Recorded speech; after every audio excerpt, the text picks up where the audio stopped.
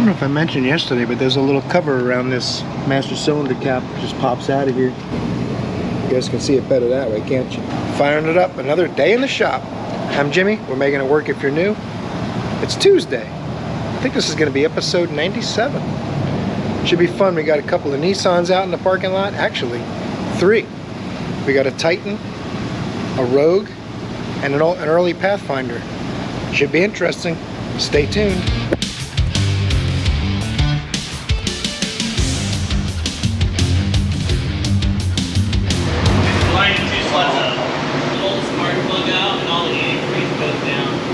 That would be hilarious. That starts coming out right now.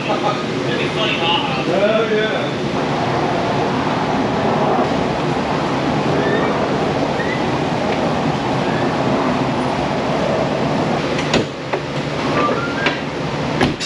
Uh-oh.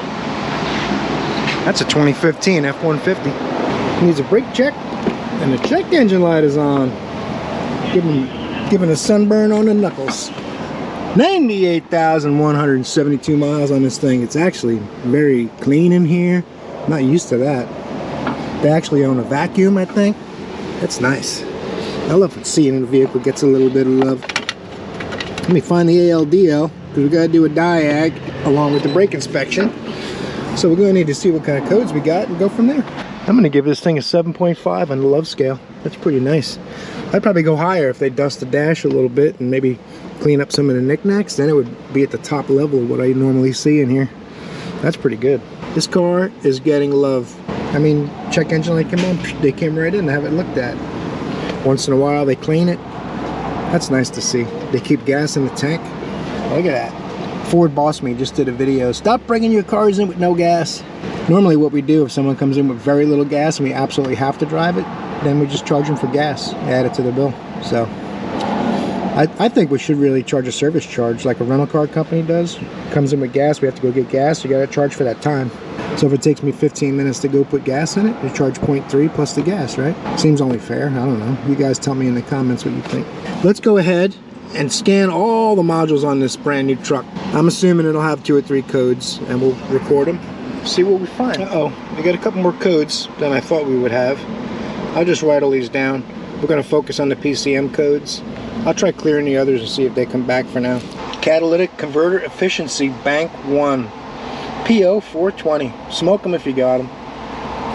That's probably going to be a catalytic converter. I'll have to take a look for exhaust leaks and monitor the O2 sensors. The one before the cat and the one after the cat. With the engine off idle. And these modern vehicles, even at idle, the rear O2 sensor shouldn't be as active as the front. That shows you the catalytic converter is doing its job. So if both oxygen sensors seem like they're kind of mirroring each other too much, then the cat's not doing its job and it needs to be replaced. So we'll do that test real quick. I gotta take a look at these brakes too, and we'll go from there. All right, I brought up the oxygen sensors for the left and right secondary sensor on both banks. Bank 1, sensor 2, bank 2, sensor 2, to compare the left and right sensors and see how they're doing. I'm gonna bring it slightly off idle. It's idling right now. We'll see what changes.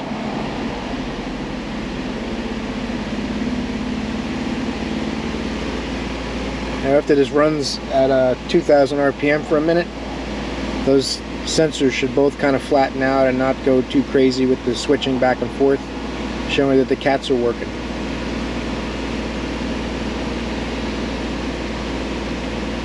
Now you can see in this graph that the orange line is bank 2 and the blue line is bank 1.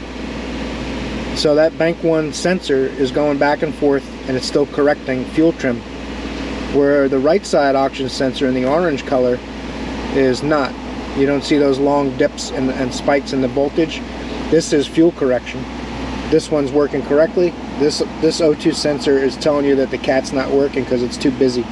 Shouldn't be anywhere near as busy. I mean, the most you should see is some of these really shallow lines, but they should actually both be where this orange one is and not switching. So it definitely has a bad cat on bank 1. So let me add that to the list. Let's get a look at them brakes. That's a bummer. Katie's Jeep's misfiring. She said it was misfiring on the way in. She barely made it in. Remember, it was overheated about a month ago. She had a hard time getting Jeep to fix that. They wanted to charge it. Well, it looks like they might be head gasket damage, although the spark plug's not clean. cylinder 1. But we noticed that the radiator cap was loose. They left the radiator cap 3 turns loose, which means they think it has a bad head gasket and they didn't say anything. Brutal. Whoever worked on her car shouldn't be a professional mechanic, because apparently they didn't want to fix it under warranty, so they tried to get her out of warranty, so she's screwed. After we tighten up the cooling down, She loves that Jeep though. I think it's gonna make it worse. I don't know why. I like a 79 and put an LS in it. Man, those back brakes are borderline. Right at around 4 millimeters. It probably doesn't need it quite yet. It's 100,000 miles, so they'll go another 80,000. So I don't feel right recommending them. I think they put brake inspections on every ticket in October because of the brakes for breast month. So they add brake inspections. I'm going to ask if there's any problems with the brakes. The front pads are 7 or 8 millimeters. The backs are about 4 or 5.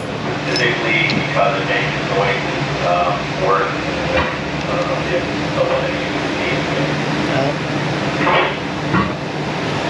try to fix these snips here, shears, whatever you like to call them. Hopefully nothing weird happens when I pull this apart. I got another one of those spring washers. I found me another one somewhere, but I don't know if this is going to fit. Nope, that makes me sad. So I'll go back to my original plan of adding a couple small washers. Try adding this washer on there and see what happens. Now if I can get it back together. That's the good. That's the oh, there it is. Pretty sturdy spring in there. You don't normally have to modify your tools, but you gotta find a way to make it work, you know what I'm saying?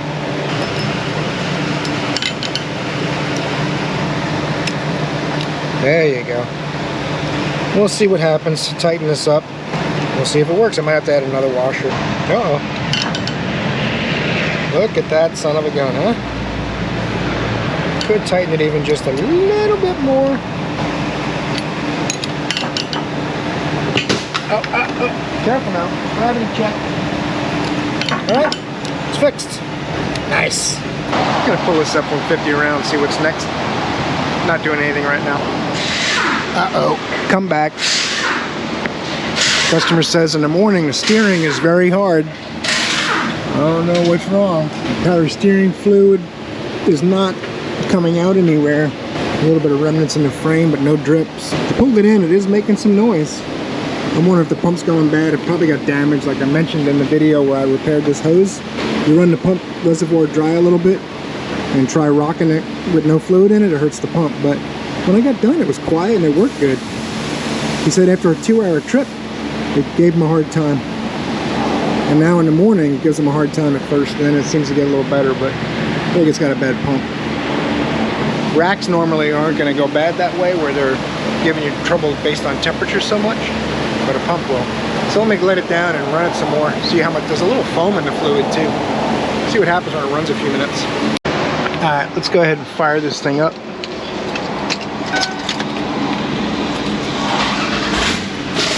Oh yeah. Definitely now. It got even worse just while I checked it out. Like it's low on fluid. It's very strange. I had to add about 4 ounces of fluid to the reservoir. Quieted it down. I got my power steering now. I'm wondering if this rack and pinion is filling the boots with power steering fluid or something, because there's no visible leaks.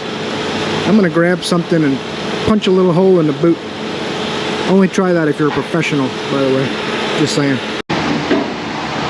That's terrible. Where the heck is that coming from? Something happened. Maybe it's because I shut it off and it's overfilled now with it off. It's coming from up in that wheel well somewhere. That is not a power steering line here. That's a wiring harness. Let's look from above and see if we can spot it. Yep. It's overfilled. I filled it right to the max line with it running. I shut it off and it backed up and made a little mess. I don't see anything leaking in the hydraulic system. Very strange that it was a little low and making noise. I added fluid, it got better. I love old cars. Did I tell you that before? I'm going to clean all this off, get that fluid level perfect, and then we're going to have to run it a bit and see if we got a leak somewhere. There's something strange going on with this thing. Maybe it just had a little air pocket. I don't know. I drove it like for 4 or 5 miles the other day. Very strange. Very strange. The pump was replaced at some point too, before I worked on it, I think. I don't think that's new. I only worked on it like 3 days ago. Alright, let's clean it off, see what we come up with. Blown up Kia. A lot of slapping and banging going on. Needs a motor. That's like the third one in 2 weeks. I'm gonna let this thing run a little while. Keep rocking it side to side. Maybe take it for a drive. See if I can spot a leak somewhere. It's almost like it keeps producing air on its own. It's kind of similar to a Honda. When the return line has a bad O-ring, it'll pull air into the system and make noise. And if you overfill it, it'll kind of mask the problem. I wonder if one of these hoses might be letting it pull some air in or something somewhere. Very strange. It's not that this happens a lot on older cars, but it happens quite often. We'll dance a little while and see if we come up with something. Oh. Nissan Titan. Customer says, I have to keep adding transmission fluid. I think I might. Oh no! Who's stealing my Nissan Titan? Not me. Trust me. Alright. Let's stop horsing around. Try to get something done today. 273,029 miles on this 2009 Nissan Titan. This here is going to be about 4. No, you know what? The carpeting's pretty clean. Just this area is cluttered. The rest of the vehicle is not bad. I'm going to revise. I'm going to say this is a 6. Got a lot of miles on it. Needs some exhaust work. Woo, that's high performance.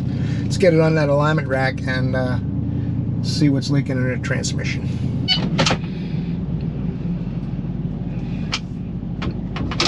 All right. Now it's going to get serious. Well, let me put a window down. I always like to crack the windows, so just in case it auto locks or something weird like that. If the window doesn't work, I pull the keys out, stick them in the door lock. Although that can keep the BCM awake on some vehicles. You gotta be careful you don't leave it overnight with the keys in the lock.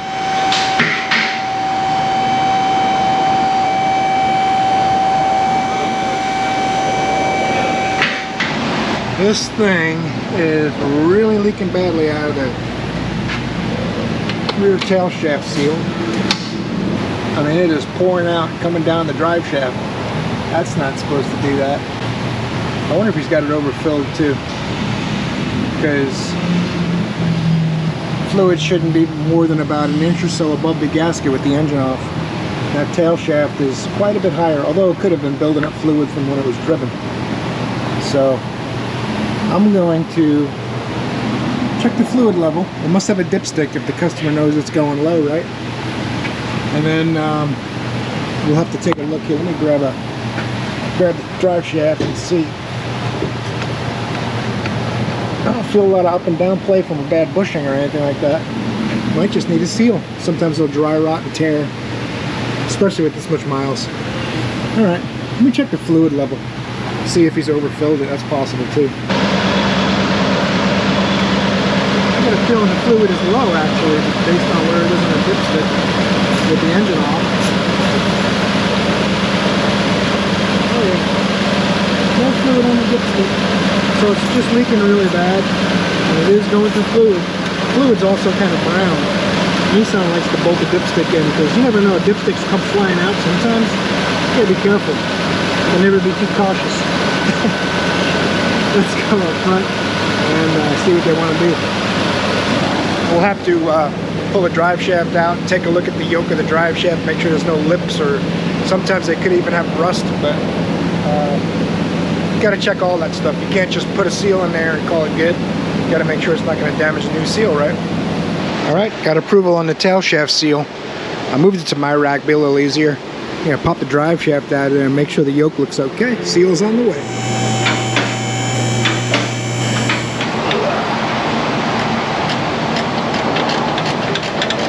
I'm gonna try to take this hanger out off the studs and see if I can slip this back enough to get the yoke out. I don't think it'll work. Still gonna try it.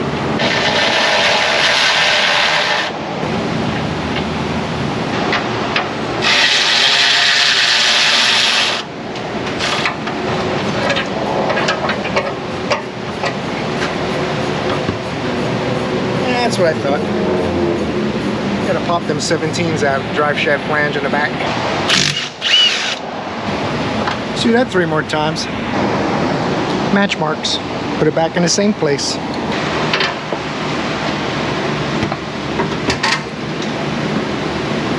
Should be easy from here. Pop that seal out of there with a little pry bar.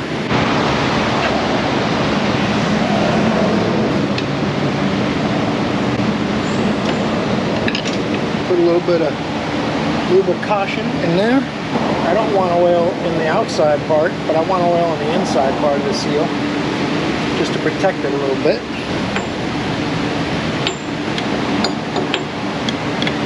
Now, since the tail shaft sticks out further than the seal, most seal installer tools won't work because they don't have a hollow center. In fact, there's usually a bolt sticking out of them. If they're multi-fit seal tools, I do try to be careful with the housing and all. It's a big hammer, but I'm not swinging it hard.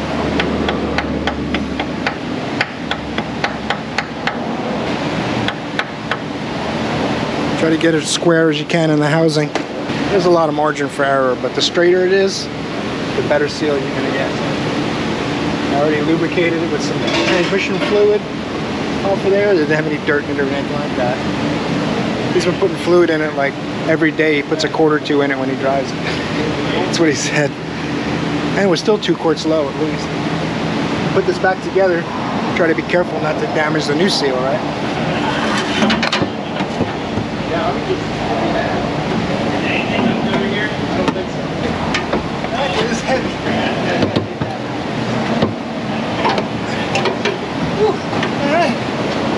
Alright, good workout. Customer didn't mention vibrations. Center support bearing. I don't have it bolted in yet, but I'll show you guys. Looks like that's blown out. All the rubber's broken. It's probably vibrating. That's what took the seal out. So let me go check up front and see if he wants to do that. We're curing the result, not the cause. We don't want to have it come back leaking again in a few weeks, right?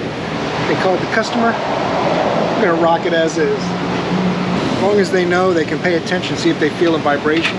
If they do, it's gonna take out the new seal. It won't have a warranty, but hopefully it'll last them a while. It's like another hour of labor to press the hanger bearing on there, and the part's like $100 or so. He's gonna hold off on that.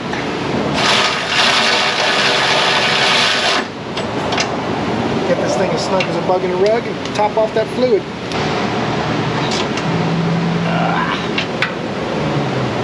Capri ratchet. I feel a not quite new car status coming on. Last one.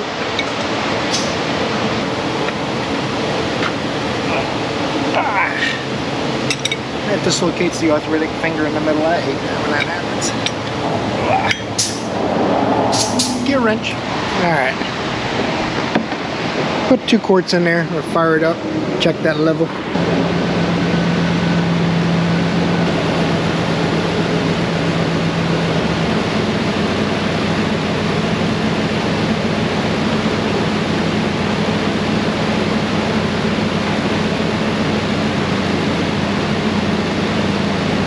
Quick shocks also don't work, but it's not up to me. Someone this morning in one of my videos called me a moron. We'll take this thing for a drive and run through some thoughts, stuff like that. It's one of those. It's a funny thing on the on that kind of thing. I've had only a few people tend to do it. Most people, like I've said before, are always very productive and positive comments, and some people just like, hey man, you messed up there, and they're, you know, like adults. And other people, for some reason, they just think if they're nasty and they say stuff that the kind of things a douchebag would say to you, that somehow they're a better person. But they're behaving like a douchebag, so you're not a better person. You're a moron yourself. Don't you understand? You don't prove you're a better person by criticizing someone else, or, you know, I don't know. It just seems childish. It's pretty funny though. The comment section is lively sometimes, and I don't mind a little lively conversation. We don't have to agree on everything, but you know, behave like an adult, talk to me like I'm standing right in front of you. Anyway, let's go drive this thing and make sure it's all good. I'll take a quick peek underneath, look for leaks. All right, this thing runs good. I'm gonna take a peek on the way out. You know, on that topic again too, I just wanted to reiterate that, you know, if you're so insecure that you can't have a disagreement about something, the way a procedure's done, a tool brand, a car brand, or whatever, having discussions and debates and disagreeing on stuff is what adults do, and you should be secure enough in your own decisions that you can allow other people to disagree with you. You know, when you get angry and you're that upset that someone doesn't see things your way, that's your insecurity. It's not that they did something wrong and you're, you know, it's just be secure in your decisions and don't worry about it. Move on, man. Don't take everything so seriously. Most important of all, no more leaks. Now Joe's doing one. I think he's doing an evaporator. I need the alignment rack, dang it. Just helped to put the dash back in the Lincoln. Took all four of us. The dash weighs about 350 pounds. Look at that. Now that the dash is out of the way, we did alignment on the alignment rack. You got to make do with the space you got, right? The toe's out a little bit, and the camber, not too bad. It's better than the last couple of body shop alignments. I'm going to see what kind of setup it has. If it's a 2-bolt, we can put a smaller bolt in one of the two and adjust the camber a little bit. This toe, there should be an adjustment for that. Just got to get this thing up in the air first. Luckily, it only takes a second the way I do it. Just a little wave of the magic wand. And... Told you. Yeah. That is a 2-bolt strut, so we can change the. I usually do the top bolt. I think it does a little bit more of a swing than doing the bottom bolt. So we'll go ahead and what the heck? This thing's got a brake fluid leak. I just spotted a drip going down the wheel. That's terrible news. I wonder if there's a washer underneath. First I'll get a 12, see if it's tight. And then if it is tight, I'm going to let them know it's leaking and they'll see if they want to fix it, because that's not included with a regular alignment. Alignment pays 1 hour. I don't know what it pays by you guys, but there's extra charge for the camber bolt and extra charge for brake caliper leaks. Alright, I couldn't stop myself. I had to look. There was no washer between the hose and the caliper. So this car, they said that the body shop just had cosmetic injuries. Since the camber's out in the right front and the caliper looks like it was changed, I had to look. So I pulled the hose off of there. There was no washer between the hose and the caliper. So now I'm going to bleed this thing and check the brake fluid. I can't let it go like that. Someone's going to get hurt. As it is, I drove it in with a pretty bad brake leak, just sitting there leaking without any pressure on it. Can't imagine what it did when you step on the pedal. Let's pop the hood and make sure it's got fluid in the reservoir. Basically no fluid in the reservoir. So we'll fix that. Sorry about that. You guys fell down. I see a doctor about a concussion. Gonna just lay this on there so that way it'll vacuum bleed.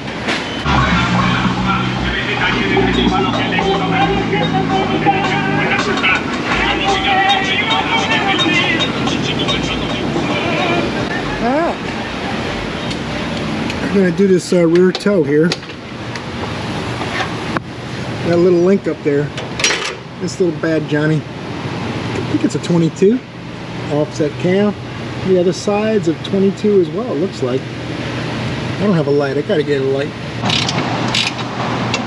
Oh, look at that. That was way too easy. That's all it took. Come on.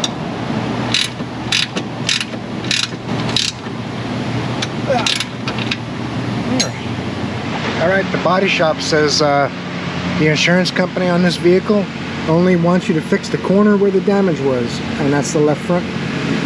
The right front they're not concerned about, because that wasn't anything to do with the accident. They said the customer might bring it back. They'll show the customer the printout and leave it up to them. So I went ahead and set the toe. The brake fluid leak I fixed for free, because they said they declined that as well, so that's not part of the accident. I'm like, I'm not letting the car leave here with a brake fluid leak after I just worked on it. So but I took care of that. Uh-oh. 2012 Jeep Compass. Customer states, ever since the flood, it doesn't start. Yep, you heard right. Jimmy's 5th flood vehicle in a row. Oh, it stinks in here. Oh my goodness gracious. You know mildew, that smell? That's probably not good to breathe a lot of that. This is mold on the carpeting and stuff. Oh, that battery is dead to the world. Oh, let's get the jump box and see what we can do. Is it just my imagination or is the steering wheel turning green? That's terrible news. So many vehicles destroyed. This actually isn't in bad shape. This thing might get a 4 on the love scale. I mean, I think they cleaned it out in the flood. I'm just picturing it with the bottles and the garbage floating out the... That's not really funny. Well, kind of is, but it's mean. It's funny and it's mean. Why is this guy gotta be so mean? Oh my goodness gracious. It has a hood prop, but it doesn't work because it looks like someone bent it in a fit of anger. So you know what I'll do is straighten that out a little bit after I put you guys down and... Oh, looks like the battery's not really in the correct position either. This is gonna get interesting. I gotta fix the hood prop and then get my jump box. Well, the hood prop slips out of the fender. That's good news. Let's see if we can straighten it out for him, help him out a little bit. Oh, sorry guys, I'm knocking you around. I don't mean, I'm not violent like that normally. I'm actually having a pretty decent day today. I'm not really making a lot of money, but at least all the work is semi-normal. Oh, other than fixing a hood prop. I don't know how often I've had to bend a hood prop back for somebody. Once in a while, you know. Usually when you force a hood closed or something, it damages the hood, not the hood prop. But I'm gonna give it a couple more efforts. You gotta keep feeding it, and it's trying to roll in the vise, so I don't want to hurt myself and stuff. Just be patient, keep going back and forth. I get my jump box. Look at that thing. You wouldn't know any better if you cut that out of a Ziploc bag at the parts counter. And I get my jump box. We'll go back out to the car. That's how it's supposed to go. It's a little better. Now, tricky Jeep. Maybe the battery is crooked because the tray is crooked. I thought it was crooked because something was wrong in there. That battery is 2 years old. I know. I understand. Feel the starter battery jump. It gives a little click. Now, 124,872 miles on this 2012 Jeep. Uh-oh. It cranked. Turn these wipers off somehow or another. Oh, those are lights. What's going on? How do you shut them off? Oh. There you go. I mean, you gotta shed a lot of water to have your wipers on max. Uh-oh. Come on now. Oh, that's not right. You know what happened? Jump box timed out while I was trying to figure out how to turn off the wipers. I want you guys to be right here with me and experience the entire procedure. I know. Click. Now it ought to start again. You got a limited time. Let's not play with the wipers this time. Let's get it in the shop. Don't try driving a vehicle with the hood up unless you're an expert. It's kind of like when you pry off a hubcap and let it hit the floor because you know what you're doing and you bounced it off a rag. You know exactly what was going to happen because you're an expert. Check engine lights on. Didn't ask about that. Staying running now. That's kind of strange. Oh, now it's shut off. There you go. Let me get the battery charger on this thing. I got a feeling that one of the modules is got an issue and it's pulling the battery down. But I gotta make sure it's charging too. Uh-oh, not charging. I'm gonna get the scan tool now and see if the PCM has weird codes, voltage related probably. But I'm gonna see if it's trying to charge, pushing the alternator to 100%. That could be one of the codes. Grab the old top down Phoenix light too. Uh-oh, it's mad about my network connection. Once you go in there, it'll usually work. I'll try it again. I was gonna just hook it up, see if it's got problems with the scan, with the PCM update. All right, I'm gonna let this cook a minute. We'll come back. I wonder what kind of cool tricks it's gonna do now. Updating, installing, checking, boom, bam. That was pretty quick. Let's see what cool stuff it does now. The battery light came on in this Jeep. I'm doing it from outside the vehicle because it stinks in there pretty bad. The carpeting's soaking wet, so I put my dongle on the brake pedal. But the battery light came on the dash. So we got problems. But, you know, as you guys know with flood vehicles, you can have 2 problems today and you fix those. The customer leaves happy. And then in 3 weeks something else happens and you fix that. The customer leaves a little aggravated. And then a month after that something happens. Now the customer's pissed off.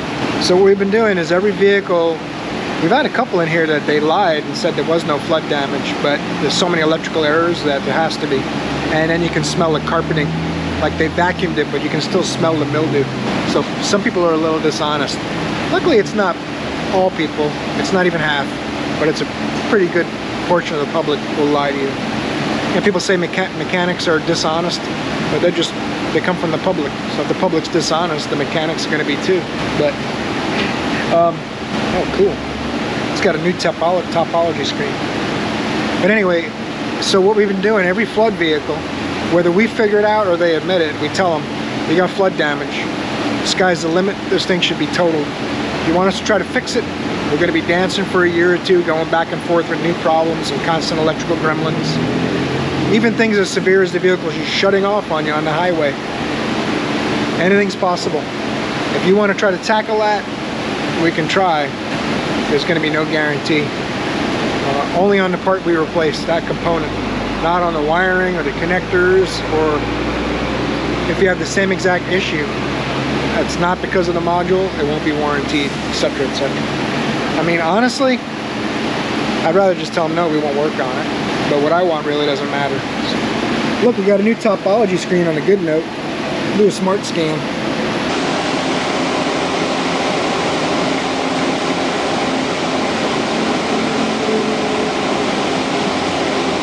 ABS isn't communicating. It's gonna say no ABS. Oh, I'm gonna get a notepad. One thing I definitely see a lot, all these flood vehicles have in common, they lose the ABS first. So that must be the most fragile of all the modules, the most susceptible, I'm not sure which. But every single flood vehicle has a bad ABS module. And all the codes in the other modules are due to that.